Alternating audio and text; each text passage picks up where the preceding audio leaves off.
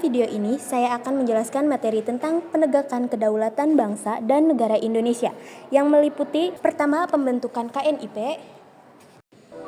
Pada tanggal 29 Agustus 1945, dibentuklah Komite Nasional Indonesia Pusat atau KNIP dengan diketuai oleh Mr. Kasman Singodimedjo, Wakil Ketua 1 Mas Sutarjo, Wakil Ketua 2 Mr. Latu Harhari, Wakil Ketua 3 Adam Malik. Lalu pada tanggal 16 Oktober 1945 diselenggarakan sidang KNIP pertama yang menghasilkan dua keputusan. Yang pertama, pembentukan Badan Pekerja Komite Nasional Indonesia Pusat atau BPKNIP dengan jumlah anggota 15 orang. Yang kedua, mengusulkan kepada Presiden supaya KNIP diberi hak kekuasaan legislatif selama lembaga DPR atau MPR belum terbentuk. Yang kedua, pembentukan Kabinet Pertama Republik Indonesia. Sebagai realisasi dari sidang PPKI kedua tanggal 19 Agustus 1945 tentang pembentukan 12 kementerian, maka dibentuklah Kabinet Pertama Republik Indonesia pada tanggal 2 September 1946.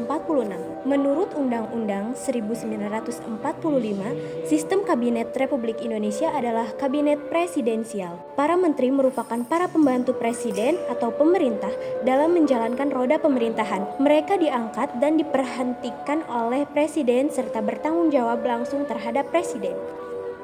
Yang ketiga, pembentukan 8 provinsi wilayah Republik Indonesia. Berdasarkan keputusan sidang PPKI tanggal 19 Agustus 1945, maka Presiden menugaskan Mr. Ahmad Subarjo, Sutarjo Kartokusumo, dan Mr. Kasman Singodimedjo agar membentuk suatu panitia kecil. Tugas panitia ini adalah membentuk departemen dan membagi wilayah Republik Indonesia ke dalam provinsi-provinsi. Yang keempat, pembentukan partai politik.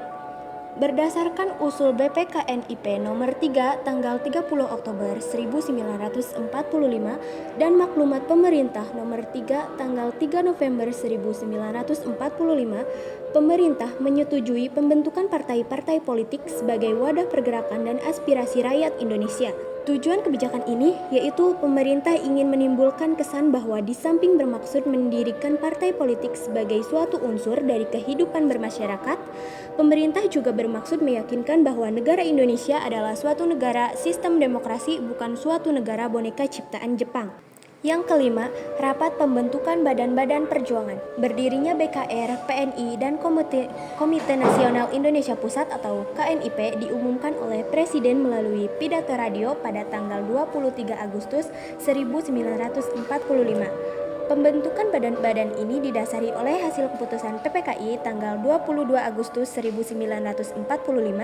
Di dalam pidatonya, Presiden Soekarno menganjurkan para pemuda bekas anggota PETA, Heiho, Keibodan, dan KNIL agar masuk menjadi anggota Badan Keamanan Rakyat atau BKR.